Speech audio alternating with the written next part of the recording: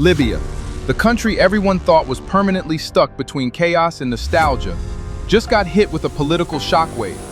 Saif al-Islam Gaddafi, the son of the late Muammar Gaddafi, has reappeared, and it's not a rumor this time. Many sources from African networks to Middle Eastern media are reporting his quiet but deliberate comeback. 14 years after his father's fall, Saif isn't emerging as a fugitive, he's emerging as a contender. And you know, the timing couldn't be more explosive. The country's divided, foreign powers are still pulling strings, and people are exhausted. But here comes a name that still stirs fear, respect, and something else: curiosity. Could Libya, under the son of its most controversial leader, actually find unity again?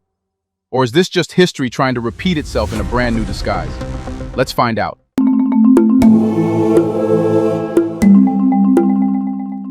So, let's just admit it. Nobody saw this coming. You know how some names vanish from the headlines and you think, that's it, they're gone forever? Well, Saif al-Islam Gaddafi just proved how wrong that assumption can be. 14 years after his father's fall, the man once branded a fugitive is suddenly reappearing, not in secret, but with that strange, calm confidence that says, yeah, I planned this. And honestly, you can feel something changing in Libya's air. It's like that tense quiet before a sandstorm. The wind hasn't started yet, but you know it's coming. For more than a decade, Libya has been living in political limbo, a place where governments rise and collapse faster than people can memorize their names. Foreign envoys promise peace, militias promise protection, citizens get neither. Everyone's exhausted. Then suddenly, a familiar face steps into the frame, Gaddafi, and the country flinches. It's complicated, right? Because the Gaddafi era isn't just another chapter in history books, it's a personal memory. For older Libyans, it was the time when salaries were predictable, fuel was cheap, education was free, and hospitals actually worked. For younger ones, it's a ghost story told with equal parts pride and bitterness. They grew up in the ruins of that system, hearing both the nostalgia and the resentment. So, when Saif al-Islam reappears saying, let's rebuild Libya on our own terms, the reactions split down the middle. Disbelief, hope, suspicion, even a weird kind of longing. And maybe, just maybe, that's what scares outsiders the most. Because this isn't just about one man's comeback. It's about a nation realizing it still has emotional muscle left. After years of Western interference dressed up as stabilization, Libyans have learned that imported democracy without dignity feels like another occupation. So, when Saif talks about sovereignty, about unity without supervision, the words hit differently. It's not ideology, it's exhaustion turned into ambition. You can almost picture it. Conversations in coffee shops, murmurs in markets, someone saying, you know, at least back then we knew who was in charge. Not praise exactly, just that heavy sigh that says, we've tried everything else. Because honestly, who wouldn't want predictability after chaos? And here's where the intrigue deepens. His reappearance isn't just a political ripple, it's a psychological test. It's forcing Libyans, and Africa honestly, to ask uncomfortable questions. Was the fall of the Gaddafis the end of tyranny or the start of manipulation? Did Libya lose a dictator or did it lose control of itself? No one has clear answers yet, but this re-entry, this subtle return of the Gaddafi name, it's reigniting an argument that never really ended, about pride, order, and who gets to write Libya's next chapter. And the biggest question echoing in every barracks, every cafe, every foreign embassy right now is simple but explosive. If Saif al-Islam is truly back, who's guiding him? And what does he really want? So yeah, let's get into the how. Because you don't just wake up one morning after 14 years of silence and suddenly start making political headlines again. Not in Libya, not anywhere. Saif al-Islam's return, it's not random. You can tell. It's too calculated, too timed, too intentional. You ever gotten that feeling that history moves in cycles? That something the world thought it buried starts resurfacing when the conditions feel exactly right. That's what this feels like. Like history itself is rebooting. Now, look, across Africa right now, there's this new energy, like enough is enough. You can feel it in Bamako, in Ouagadougou, in Niamey. Countries that were once paralyzed by foreign partnerships are suddenly walking away from them. They're choosing their own defense, their own policies, their own allies. And Libya, once the wealthy, confident gateway of North Africa, is looking at all that and thinking, That used to be us. You can almost hear that sentiment whispering through Saif al-Islam's message. Let's bring Libya back to Africa, not back to the West. But let's be real, Saif didn't just appear from thin air. Since late 2024, there have been these quiet, unconfirmed but persistent reports, meetings in the south, visits to tribal elders, and discreet gatherings with people who once held power during his father's rule. The symbolism is huge. He's not sitting in foreign hotels negotiating with diplomats. He's sitting on rugs under tents talking to the same communities that built Libya from the ground up. You can imagine the conversations, coffee, silence, a few tears maybe, and then a promise. No revenge, just rebuilding. And honestly, that kind of politics, the human face-to-face kind, hits differently. You know, the Western approach to power is always about institutions and elections. But in Libya, it's still about relationships. The tribes remember loyalty, they remember betrayal. If you can win back their trust, you can rebuild a nation faster than any ballot box could. And Saif seems to understand that. It's old-school politics, yes, but also deeply African, relational, emotional, and spiritual even. The timing couldn't be better either. Western credibility in Libya? Pretty much zero. Every stabilization effort since 2011 has ended in disappointment. So now, when someone shows up promising orders without occupation, a lot of people are like, well, maybe it's worth listening to. It's not blind loyalty, it's exhaustion. And in politics, exhaustion is powerful. People who are tired of everything will follow the one person who sounds certain. Still, there's more to this comeback than nostalgia. There's a strategy here, a shift in tone that feels deliberate. Saif isn't promising to resurrect his father's Libya. He's promising to evolve it. That distinction matters, because while he borrows the old Green-era pride, he's packaging it in the language of unity, sovereignty, and Pan-Africanism. That's not just rhetoric, it's positioning. He knows that across Africa, Gaddafi's legacy, love him or hate him, still symbolizes self-reliance. But, let's not kid ourselves. This comeback doesn't happen in a vacuum. Someone, somewhere, is backing it. Maybe quietly, maybe unofficially. It could be tribal leaders, ex-Green officers, or even sympathetic governments in the Sahel tired of foreign meddling. But whoever it is, they're helping him reassemble a network piece by piece from the ground up. And that brings us to the real question that everyone's whispering now. If Saif al-Islam is rebuilding from the shadows, what's his endgame, redemption, power, or revenge? You know, this is where things really start to get uncomfortable, because Saif al-Islam's comeback isn't just political, it's moral. It forces people to confront their memories, their loyalties, and, their guilt. He's not just the son of a fallen leader, he's the symbol of an unfinished argument. And honestly, that's what makes this chapter so fascinating and so messy. Because for every Libyan who sees him as a potential savior, there's another who still sees a ghost of the old regime walking back through the door. Let's not sugarcoat it. Saif al-Islam still carries heavy baggage. The International Criminal Court still has a warrant out for him over alleged war crimes during the 2011 uprising. Back home, a Libyan court sentenced him to death years ago. On paper, he's an outlaw. But here's the twist. The paper doesn't mean much anymore. In a country where courts barely function and laws are enforced by whichever militia controls the street that week, the line between criminal and candidate gets blurry. And the ICC? Well, that's another story. To a lot of Libyans and Africans in general, the ICC feels less like a court and more like a political tool.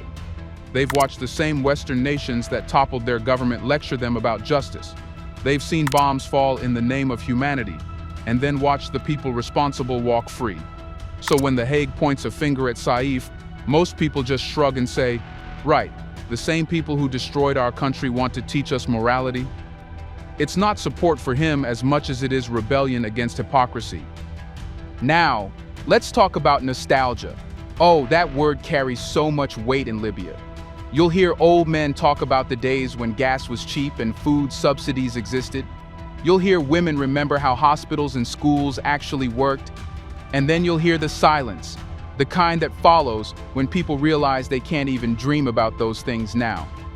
Saif's name taps straight into that silence. It's not that people have forgotten his father's faults, it's that they miss the certainty of a functioning state. And here's the really human part. Trauma changes what people want. After a decade of war, chaos, and betrayal, even justice starts to feel like a luxury. People stop asking, who's guilty, and start asking, who can fix this? Saif al-Islam is playing on that shift, not by denying the past, but by reframing it.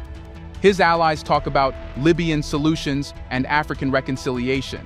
They're pushing the idea that Libya doesn't need to punish itself to move forward, that the real justice now is rebuilding homes, not holding trials. But, here's where it gets tricky, because forgiveness without truth is fragile. If Saif's comeback is built only on nostalgia, it might crumble the moment old wounds reopen. Yet if it's built on accountability, he might never survive the politics of it. It's a balancing act between redemption and reality. And that brings us to the next question that's making even his critics nervous. If Saif al-Islam can't find justice in the courts, can he find it in the hearts of the people? Through politics, through elections, through legitimacy reborn from chaos? Let's pause for a second to say, big thank you to the Black Culture Diary community, where Black voices, stories, and legacies are preserved and amplified. By becoming a member, you're not just supporting the channel, you're becoming part of a powerful cultural movement. Let's continue.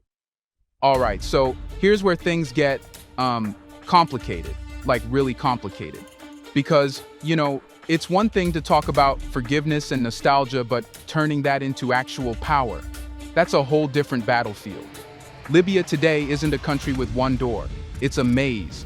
There are two rival governments, dozens of militias, regional power brokers, and foreign players all pretending to want peace while quietly fighting for control. It's not politics in the traditional sense, it's survival with better lighting. Now imagine walking into that chaos and saying, hey, I can fix it. You've got to have more than confidence. You need strategy, timing, and maybe a bit of luck too. Saif al-Islam somehow seems to know that. From what's been reported, he's not trying to storm the capital or ride in with a military convoy. No, his approach is slower, quieter, almost surgical. He's building relationships, not armies. Reconciliation, not revolution. That's the difference. And it makes sense. The Gaddafi name alone still carries weight in Libya's tribal network. His father spent decades mastering the art of balance, keeping tribes from fighting each other, rewarding loyalty and punishing betrayal. Saif's betting that enough of that structure still exists to rebuild something cohesive. He's visiting elders, listening more than he talks, and in a culture that values humility and strength equally, that's a power move in itself. But this isn't just about tribes or nostalgia anymore. He's framing his vision in a language that resonates far beyond Libya, the language of Pan-Africanism. And that, might be the smartest thing he's done yet. Because while the West looks at Libya as a failed state, Africa looks at it as a wounded lion. By aligning himself with countries like Mali, Burkina Faso, and Niger, nations that have recently shaken off Western control, Saif positions himself not as a relic of the past, but as part of a continental awakening. You can almost see the narrative he's building. They destroyed my father because he wanted Africa united. They destroyed Libya because it was independent. But now, the same Africa they underestimated is rising again, and Libya will rise with it. It's emotional, it's political, it's strategic, and it works. Because Africa right now is done playing the student. It's ready to be a teacher. Still, let's be honest, for all the poetry, the practical road ahead is steep. The international community isn't just going to clap politely while Gaddafi reclaims power. There will be sanctions, smear campaigns, disinformation, the whole playbook.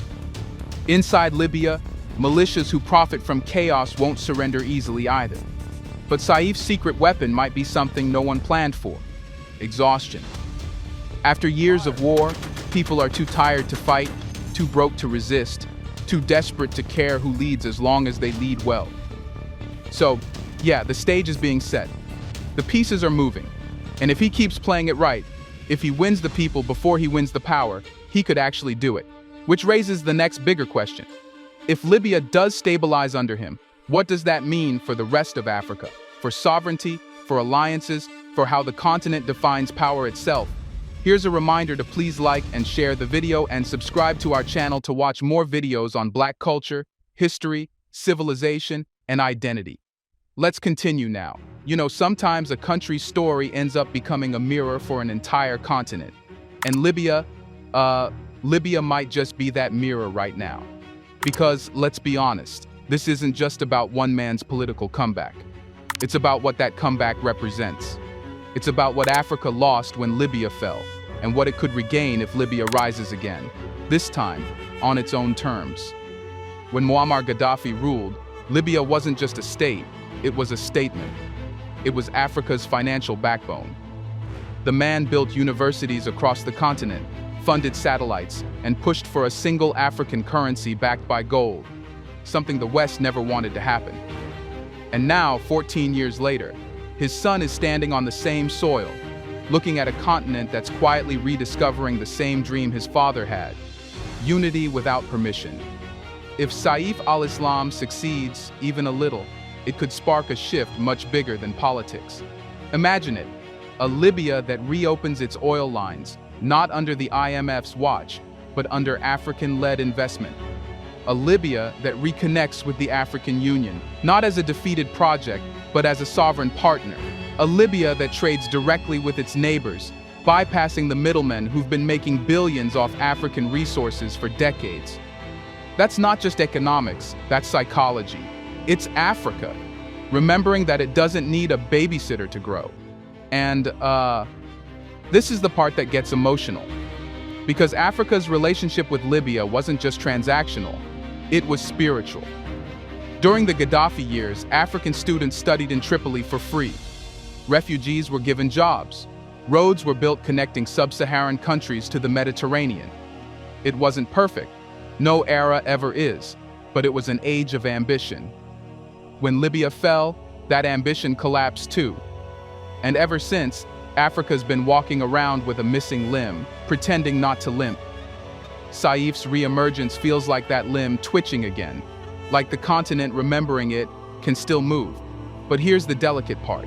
If this movement is to mean anything, it has to be different. It can't be built on the same old patterns of personality and pride.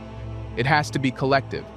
Saif's message about Pan-African revival only works if other African nations see Libya's comeback as their own reflection, not just a one-man show. And honestly, that's starting to happen. You see it in Mali and Burkina Faso and Niger, all rejecting dependency, building continental alliances, and redefining what sovereignty means in the 21st century. So maybe this is what Libya's story is really about. A continent reclaiming its authorship. Not rewriting history, no, just finishing a chapter that was cut off too soon.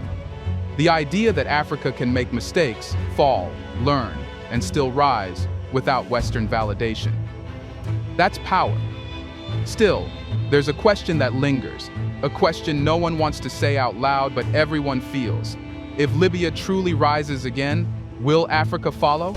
Or will the same forces that silenced it once try to silence it all over again? So, yeah, this is where the story gets really intense. You know that moment in every nation's history when it stands perfectly still, right between what it was and what it could become? That's Libya right now. It's like the entire country's holding its breath, not out of fear, but out of curiosity. Everyone's watching, wondering, is this the rebirth or just another rerun? And you can feel it, not just in Tripoli or Benghazi, but across the continent. There's this strange anticipation humming through African capitals. From Bamako to Addis Ababa, people are talking about Libya again, not as a problem, but as a possibility. Think about that. After more than a decade of headlines calling it a failed state, Libya is suddenly being whispered about as a comeback story. That alone is history trying to fix itself. Saif al-Islam, of course, is the center of that storm. To some, he's a threat to everything new. To others, he's the bridge back to everything stable. But beyond politics, what he represents is something emotional, maybe even spiritual. His return is like a pulse check on Libya's soul. Can a nation forgive itself without forgetting what broke it? Can it rebuild without repeating the mistakes that burned it down? Those are the questions echoing in every conversation, every late-night debate. And let's be honest, This won't be easy. The country's still scarred. The factions that grew fat off chaos won't give up control without a fight. The foreign players who turned Libya into their chessboard won't suddenly pack up and go home. And yeah, the world isn't exactly cheering for a Gaddafi renaissance. But somehow, that's exactly what makes this moment powerful. Because even under all that pressure, Libya is starting to talk like Libya again. Not as a colony, not as a project, but as a country with its own rhythm, its own stubborn heartbeat. You can see it in small ways, in the markets reopening in Sirte, the farmers return to Fezzan, in the social media pages, full of debates about unity instead of surrender. It's messy, noisy, imperfect, but it's alive.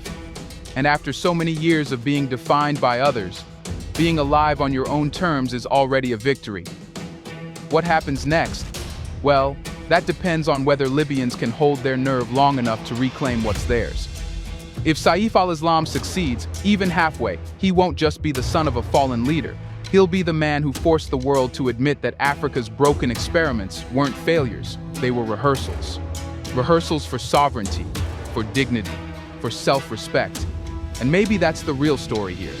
Maybe Saif's comeback isn't about restoring the past at all, but about reminding Africa of something it once believed. That destiny is not dictated by who invades you, but by who stands back up after the invasion.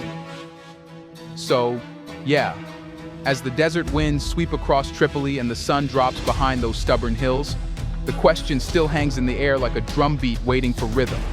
Is this just one man's return? Or is this Africa, quietly, defiantly, standing up again? Do you think Libya is truly ready to trust the Gaddafi name again? Or is this just desperation disguised as hope? Let us know in the comment section. If Saif al-Islam actually brings stability, would the world accept it or try to destroy it again? Do you want to watch more videos like this one? If so, subscribe to our channel and press the bell icon next to it. We have decided to bring videos on something nobody talks about: the Black culture, civilization, history, and evidence about how glorious Blacks have been. Thanks for watching, and until the next video, stay tuned.